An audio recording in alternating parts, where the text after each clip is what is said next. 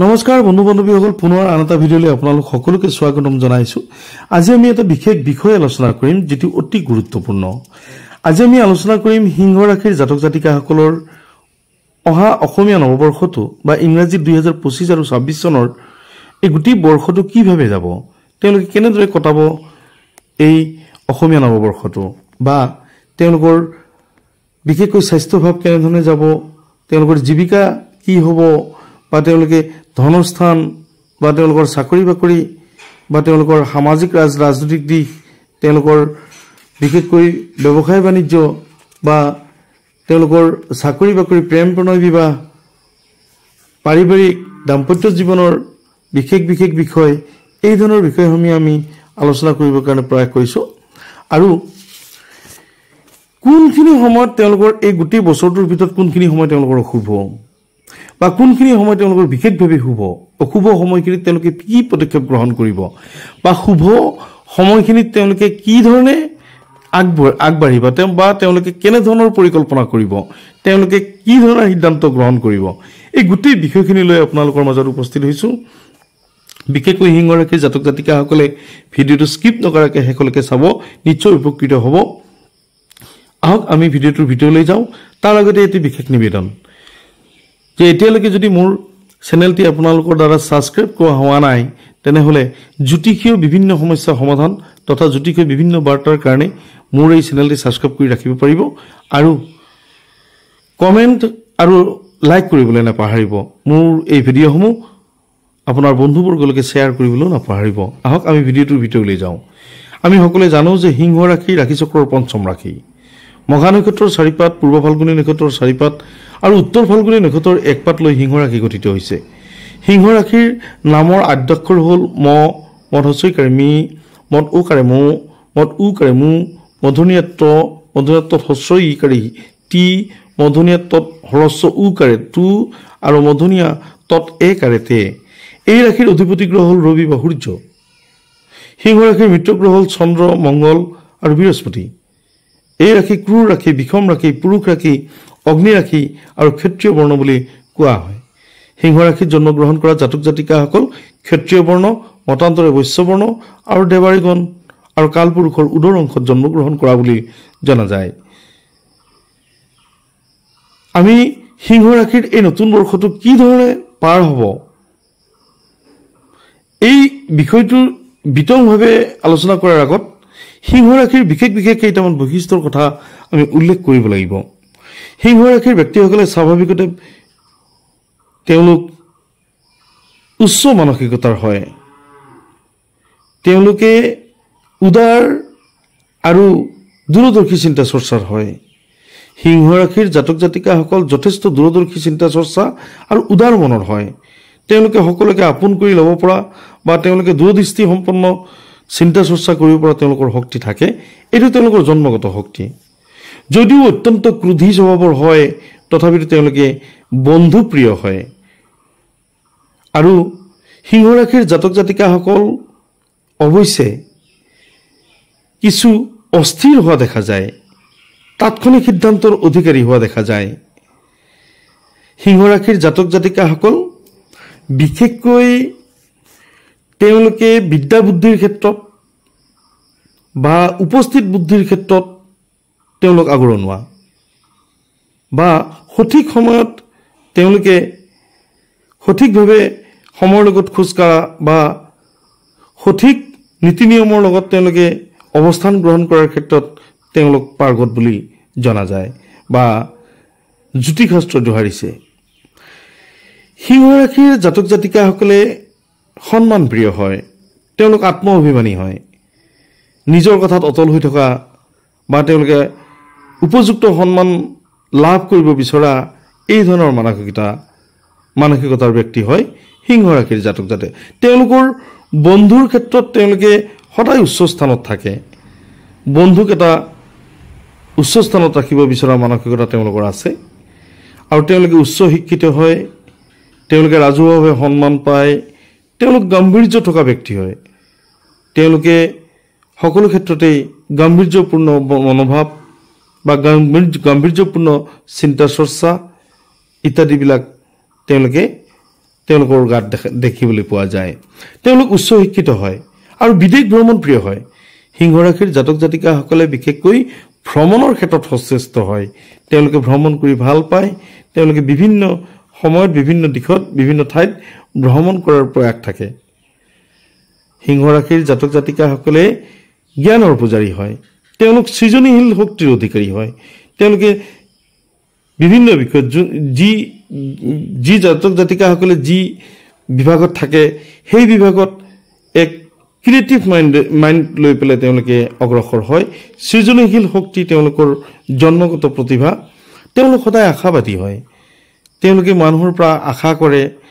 তেওঁলোকে বিভিন্ন ধৰণৰ সমাজৰ পৰা আশা কৰে আৰু এই ধৰণৰ সামাজিকভাৱে বা ব্যক্তিগত পাৰিবাৰিক জীৱনত তেওঁলোকৰ ভূমিকাটো সদায় গুৰুত্বপূৰ্ণ হয়। এখন পৰিয়ালত বা এটা পৰিয়ালত সিংহ ৰাশিৰ ব্যক্তিসকল তেওঁলোকৰ গুৰুত্ব অন্য পৰিয়ালতকৈ যথেষ্ট বেছি হয়।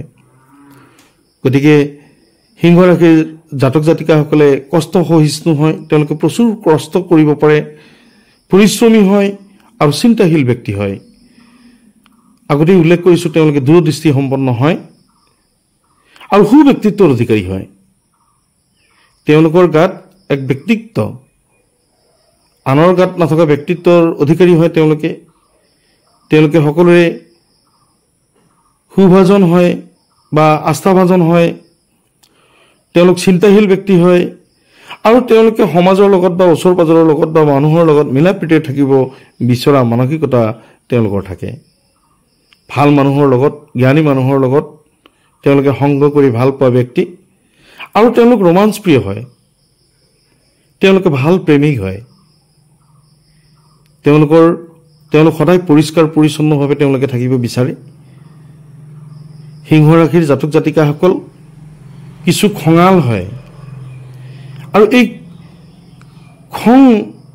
কেতিয়াবা এই খঙে অতি উচ্চ পৰ্যায়লৈকে প্ৰবাহমান হয়।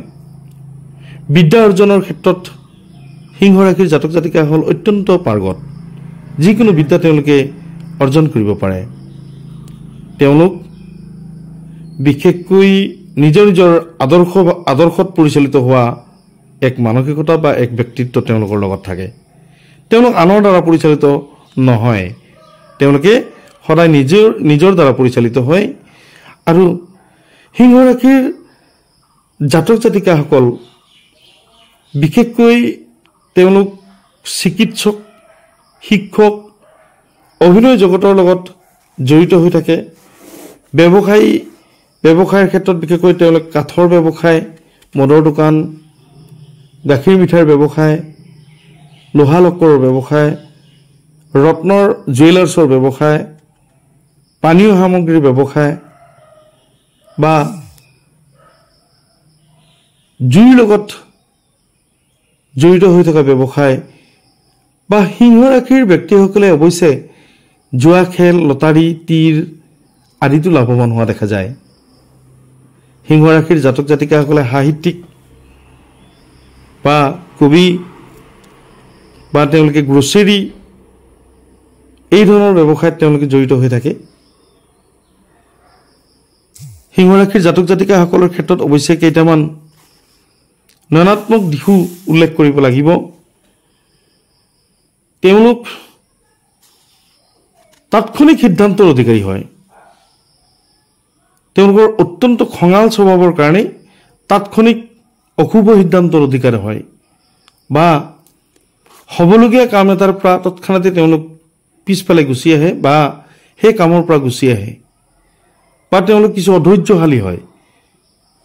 যিহেতুকে অধিপতি গ্ৰহ ৰবিৰ কাৰণে তেওঁলোকে বিশেষকৈ কৰ্মত অধৈৰ্য হোৱা দেখা যায় বা ইটো কৰ্মৰ পৰা সিটো কৰ্মলৈকে জাম্পিং হয়। তেওঁলোকে এটা নিৰ্দিষ্ট কামত একেলেথাৰে বহুদিন ধৰি থাকিব কিছু ক্ষেত্ৰত অসুবিধা হয় আৰু তেওঁলোক আত্মবিশ্বাসী হোৱাৰ কাৰণেই, তেওঁলোকে নিজা মতত চলি দিব বিচৰাৰ কাৰণেই তেওঁলোকে আনৰ সৈতে কিছু ক্ষেত্ৰত সংঘাতত লিপ্ত হয়। গতিকে এই ক্ষেত্ৰত তেওঁলোকে কিছু সাৱধান হ'বলগীয়া আছে।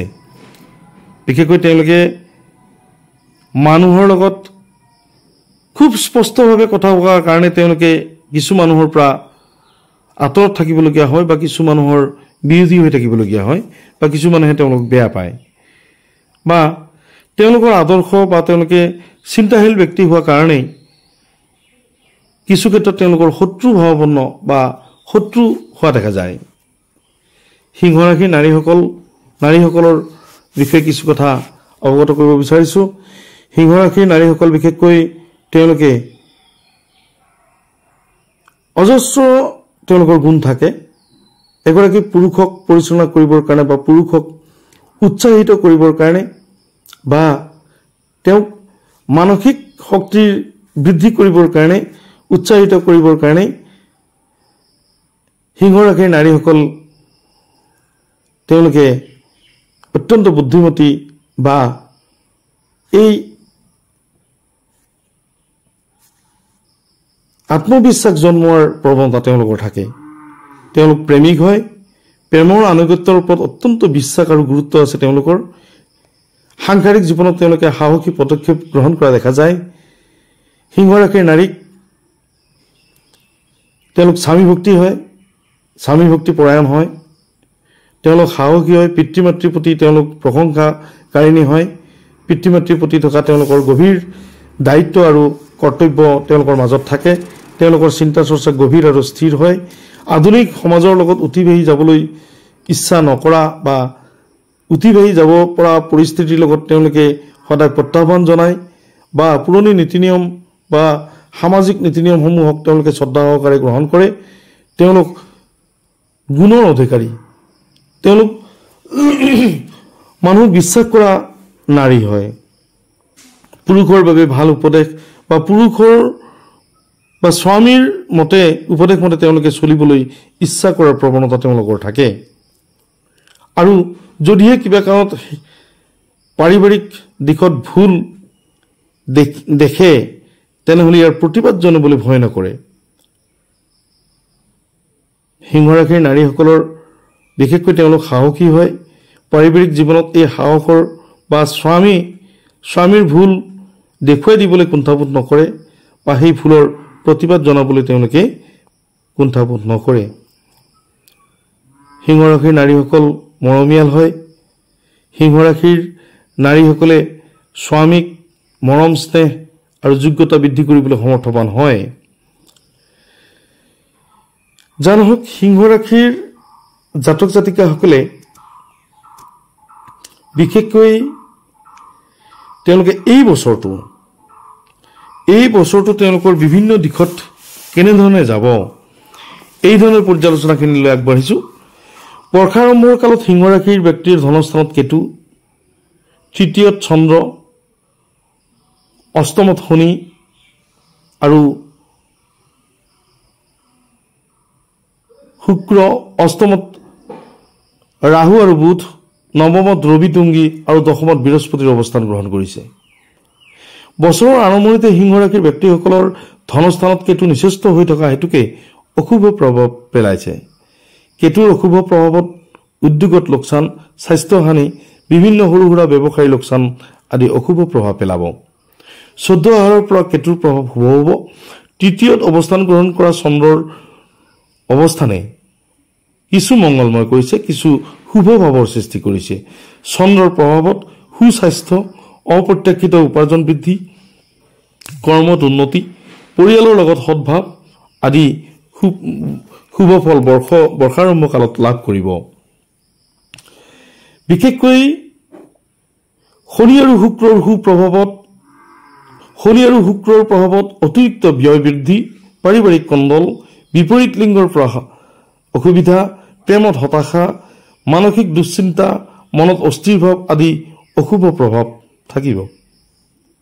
অষ্টম স্থানত ৰাহু আৰু শনি আৰু বুধৰ অৱস্থানে কিছু ক্ষেত্ৰত সুখ লাভ কৰিব, নতুন উদ্যোগ স্থাপনৰ ক্ষেত্ৰত সহায় কৰিব, ৰোগ নাশ হ'ব, শত্ৰু জয় হ'ব আদি শুভকাৰক হ'ব।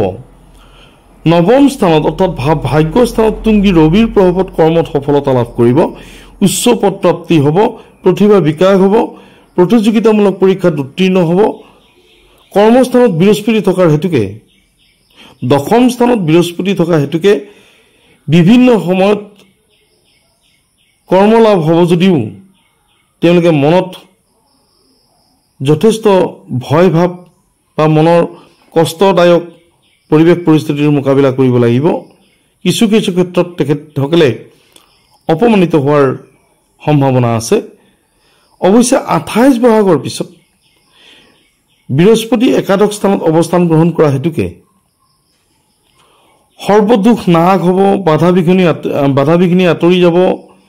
মনৰ যে কষ্টদায়ক পৰিৱেশ, সেই কষ্টদায়ক অপ্ৰত্যাশিতভাৱে হ্ৰাস হ'ব। তাৰ লগে লগে পদোন্নতি হ'ব, নতুন কৰ্মপ্ৰাপ্তি, বিবাহ, বিদ্যাত উন্নতি আদি সৰ্বদিশতেই তেওঁলোকে শুভ ফল লাভ কৰিব। আমি আহিছোঁ ধনস্থানৰ ক্ষেত্ৰত। সিংহ ৰাশিৰ ব্যক্তিৰ ধনপতি গ্ৰহটো হৈছে বুধ গ্ৰহ। বৰ্ষাৰম্ভৰ কালত বুধ নিচস্থ ভাৱত অষ্টম স্থানত থকা হেতুকে ধনস্থানত নিচস্থ কেতু থকাত ধনস্থান অশুভ হৈ পৰিছে। বৰ্ষাৰম্ভ কালত 14 আহাৰৰ পিছত ধনস্থান অত্যন্ত সুন্দৰ হ'ব আৰু নতুন নতুন ব্যৱসায়, উদ্যোগ, কৃষিকৰ্ম, চাকৰি বাকৰি আদিৰ জৰিয়তে প্ৰচুৰ ধনৱান হ'ব সিংহ ৰাশিৰ জাতক জাতিকাসকলে। আমি আহিছোঁ ব্যৱসায় বাণিজ্যৰ ক্ষেত্ৰত। ব্যৱসায় বাণিজ্যৰ কাৰক গ্ৰহটো হৈছে শনি গ্ৰহ। বৰ্ষাৰম্ভৰ কালত সিংহ ৰাশিৰ জাতক জাতিকাসকলৰ ক্ষেত্ৰত বিশেষকৈ মীন ৰাশিত শনিৰ অৱস্থান হোৱা হেতুকে কিছু ক্ষেত্ৰত অসুবিধা লাভ কৰিব যদিও মাংসৰ ব্যৱসায়, ফুলৰ ব্যৱসায়, মনোহাৰী দোকানৰ লগত জড়িত ব্যক্তিসকল, ঠিকা টুকুৰিৰ লগত জড়িত হৈ থকা ব্যক্তিসকল, ৰত্ন জুৱেলাৰ্ছ ইত্যাদিৰ লগত জড়িত হৈ থকা ব্যক্তিসকল, লোহাৰ কাৰবাৰৰ লগত জড়িত হৈ থকা ব্যক্তিসকল অত্যন্ত লাভৱান আৰু শুভ বছৰ বুলি গণ্য কৰা হৈছে। আমি আহিছোঁ বিদ্যাস্থান সম্বন্ধীয় বিষয়খিনিলৈকে। সিংহ ৰাশিৰ ব্যক্তিৰ বিদ্যাপতি গ্ৰহটো হৈছে মংগল গ্ৰহ। বছৰৰ আৰম্ভণিতে মংগল গ্ৰহ নিচস্থ হৈ দ্বাদশত অৱস্থান গ্ৰহণ কৰা হেতুকে সিংহ ৰাশিৰ ব্যক্তিসকল বিদ্যাস্থানত প্ৰথম অৰ্থাৎ বৰ্ষাৰম্ভৰ কালত অশুভ প্ৰভাৱ বিস্তাৰ কৰিছে। বিভিন্ন ব্যক্তিগত অসুবিধা লাভ কৰিব সিংহ ৰাশিৰ জাতক জাতিকাসকলে অৰ্থাৎ শিক্ষাৰ্থীসকলে। তেওঁলোকে 1 আহাৰৰ পিছত বিদ্যাস্থান শুভ হ'ব। বিশেষকৈ সামৰিক বিভাগ, চিকিৎসা বিভাগ, বন বিভাগ, ভূমি, ৰাজহ বা অংক শাস্ত্ৰ লগত অধ্যয়নৰত সিংহ ৰাশিৰ জাতক জাতিকাসকলৰ অত্যন্ত ফলাফল লাভ কৰিব, শুভ ফল লাভ কৰিব। তেওঁলোকে বিদ্যাস্থানত অত্যন্ত শুভ ফল লাভ কৰিব। কৰ্মস্থান আৰু চাকৰি বাকৰি সম্বন্ধীয় বিষয়খিনি লৈ আহিছোঁ। সিংহ ৰাশিৰ ব্যক্তিৰ কৰ্মপতি গ্ৰহটো হৈছে শুক্ৰ। বৰ্ষাৰম্ভ কালত শুক্ৰ সপ্তমত থকা হেতুকে অত্যন্ত শুভ ফল লাভ কৰিব। এই বছৰ সিংহ ৰাশিৰ যুৱক যুৱতীৰ ক্ষেত্ৰত কৰ্মক্ষেত্ৰ বা চাকৰিৰ ক্ষেত্ৰত অত্যন্ত শুভ ফল লাভ কৰিব। নিবনুৱা যুৱক যুৱতীৰ বাবে অত্যন্ত মংগলময় বছৰ হিচাপে পৰিগণিত হৈছে এই নৱবৰ্ষটো। বিভিন্ন ক্ষেত্ৰত চৰকাৰী চাকৰি বা বিভিন্ন কোম্পানীৰ চাকৰি, বিভিন্ন আঁচনিৰ চাকৰি বা ব্যক্তিগত উদ্যোগ প্ৰতিষ্ঠান ইত্যাদিবিলাকৰ ক্ষেত্ৰত কৰ্মপ্ৰাপ্তিৰ যুগৰ সূচনা হৈছে। শাওনৰ 1 তাৰিখৰ পৰা অত্যন্ত শুভ সময়। বিশেষকৈ সিংহ ৰাশিৰ জাতক জাতিকাসকলে কৰ্মস্থান, চাকৰি বাকৰি বা চৰকাৰী চাকৰিৰ ক্ষেত্ৰত 1 শাওনৰ পৰা শুভ ফল লাভ কৰিব। প্ৰেম প্ৰণয় বিবাহৰ ক্ষেত্ৰত আমি আহিছোঁ। প্ৰেম প্ৰণয় বিবাহৰ গ্ৰহটো হৈছে শনি গ্ৰহ। বৰ্ষাৰম্ভ কালত শনি মীন ৰাশিত অৱস্থান গ্ৰহণ কৰা হেতুকে প্ৰেম প্ৰণয়ৰ ক্ষেত্ৰত কিছু বাধাৰ সন্মুখীন হ'ব। কাজিয়া, পেচাল বা অবিশ্বাস ইত্যাদি বিষয় প্ৰেমৰ ভিতৰত অন্তৰ্ভুক্তি হোৱাৰ হেতুকে প্ৰেমত কিছু বিজুতি ঘটিব। বিপৰীত লিংগৰ পৰা কিছু অসন্মানিত বা প্ৰেম প্ৰত্যাখ্যান এনেধৰণৰ বিষয় বৰ্ষাৰম্ভৰ কালত লাভ কৰিব যদিও আহাৰ মাহৰ 1 তাৰিখৰ পিছত অত্যন্ত সুন্দৰ প্ৰেম প্ৰণয় বিবাহত সফলতা লাভ কৰিব। অবিবাহিত সিংহ ৰাশিৰ যুৱক যুৱতীসকলে বিবাহৰ ক্ষেত্ৰত আগবাঢ়িব পাৰিব আৰু এই আশা পূৰ্ণতা লাভ কৰিব। প্ৰেমৰ ক্ষেত্ৰত অত্যন্ত সুন্দৰ 1 আহাৰৰ পিছত। আমি পাৰিবাৰিক দিশৰ কথাখিনি আলোচনা কৰিবলৈ আগবাঢ়িছোঁ। এই বছৰ বৰ্ষাৰম্ভ কালত সিংহ ৰাশিৰ ব্যক্তিৰ পাৰিবাৰিক ক্ষেত্ৰত কিছু অশুভ বুলি ক'ব পাৰি। অষ্টম গৃহত শনি থকা হেতুকে পিতৃ মাতৃ বা আত্মীয়ৰ অসুস্থতা বা সিংহ ৰাশিৰ জাতক জাতিকাৰ ক্ষেত্ৰত শাৰীৰিক অসুবিধাই মানসিক আৰু শাৰীৰিকভাৱে অশুভ প্ৰভাৱ পেলাব। ভাই ভনী সন্তানৰ পৰা আশানুৰূপ সঁহাৰি পোৱাত অসুবিধা হ'ব। আহাৰ মাহৰ 14 তাৰিখৰ পিছত সিংহ ৰাশিৰ ব্যক্তিসকলৰ পাৰিবাৰিক জীৱনত অত্যন্ত শুভ বুলি আশা কৰিব পাৰি। আমি একেবাৰে শেষত আহিছোঁ স্বাস্থ্যভাৱ বা দেহভাৱ। সিংহ ৰাশিৰ ব্যক্তিসকলৰ বৰ্ষাৰম্ভকালত স্বাস্থ্যভাৱ বা দেহভাৱ অতি সুন্দৰ হ'ব। দশম স্থানত ৰবি গ্ৰহ তুংগী হৈ থকাৰ কাৰণেই সিংহ ৰাশিৰ ব্যক্তিৰ শাৰীৰিক, মানসিক, আধ্যাত্মিক আদি সকলো দিশতেই শুভ ফল লাভ কৰিব। জেঠ মাহৰ 23 তাৰিখৰ পিছত মংগল গ্ৰহৰ প্ৰভাৱত কিছু অশুভ হ'ব যদিও 11 শাওনৰ পৰা অত্যন্ত সুন্দৰ শুভ ফল লাভ কৰিব আৰু জেঠ মাহৰ 23 তাৰিখৰ পিছত কিছু অশুভ ফল লাভ কৰিব। বিশেষকৈ তেজৰ লগত সম্পৰ্কিত হৈ থাকে বেমাৰ আজাৰ, হাই প্ৰেছাৰ বা ছুগাৰ, ইউৰিক এচিড এনেধৰণৰ ৰোগীসকল, সিংহ ৰাশিৰ ব্যক্তিসকল কিছু অসুবিধা লাভ কৰিব বা উচ্চ ৰক্তচাপত ভোগা ব্যক্তিসকল কিছু অসুবিধা লাভ কৰিব। সিংহ ৰাশিৰ ব্যক্তিসকলৰ শুভ গ্ৰহ হৈছে মংগল গ্ৰহ, ৰবি গ্ৰহ আৰু বৃহস্পতি গ্ৰহ। পাপ গ্ৰহ হৈছে শুক্ৰ আৰু বুধ। সিংহ ৰাশিৰ জাতক জাতিকাই শনিবাৰ তৃতীয়া, অষ্টমী, ত্ৰয়োদশী তিথি, মূলা নক্ষত্ৰ দিনৰ প্ৰথম প্ৰহৰত যাত্ৰা দি আৰু শুভ কাৰ্য বৰ্জনীয়। শুভ সংখ্যা 1 আৰু 4, বৰ্ণ ৰক্তবৰ্ণ, শুভ বৰ্ণ ৰঙা, শুভ ৰং ৰঙা আৰু হালধীয়া, শুভ ৰত্ন মাণিক্য বা ৰুবি, শুভ ধাতু হ'ল তাম, শুভ দিশ পূব, উপাস্য দেৱতা মাতংগী, পালনীয় বাৰ ৰবিবাৰ। আৰু প্ৰতিকাৰ সম্বন্ধীয় বিষয়খিনি কৈছোঁ। এই বছৰ সিংহ ৰাশিৰ বাবে শনি আৰু মংগল অশুভ গ্ৰহ। অশুভ গ্ৰহৰ বাবে শ্ৰী শ্ৰী নৱগ্ৰহৰ পূজা আপোনাৰ নিজৰ গৃহত কৰিলে সুফল লাভ কৰিব। আৰু দৈৱজ্ঞ ব্ৰাহ্মণৰ জৰিয়তে অশুভ গ্ৰহ, টিপাপৃষ্ঠ, অশুভ দশা, অন্তৰ্দশাৰ বাবে গ্ৰহ শান্তি, গ্ৰহ কবচ, গ্ৰহৰত্ন, গ্ৰহমূল ধাৰণ কৰিলে অশুভ দোষ নাইকিয়া হ'ব। প্ৰিয় বন্ধু বান্ধৱীসকল, সিংহ ৰাশিৰ জাতক জাতিকাসকলৰ বাবে অহা নৱবৰ্ষটো অৰ্থাৎ ইংৰাজী 2025 আৰু 26 চনৰ বৰ্ষটো কিদৰে পাৰ হ'ব আৰু তেওঁলোকৰ অশুভ বা তেওঁলোকে কৰণীয় কি বা তেওঁলোকৰ শুভ কোন দিশত, এই ধৰণৰ গোটেই বিতং বিষয়খিনি লৈ আপোনালোকৰ মাজত উপস্থিত হৈছিলোঁ। যদি ভিডিঅ'টো ভাল পায় তেনেহ'লে এটা লাইক কৰিবলৈ নাপাহৰিব আৰু কমেণ্টত গৈ ওম নমঃ শিৱায় আৰু আপুনি কোন জিলাৰ পৰা চাই আছে এইটো উল্লেখ কৰিবলৈ নাপাহৰিব। ধন্যবাদ।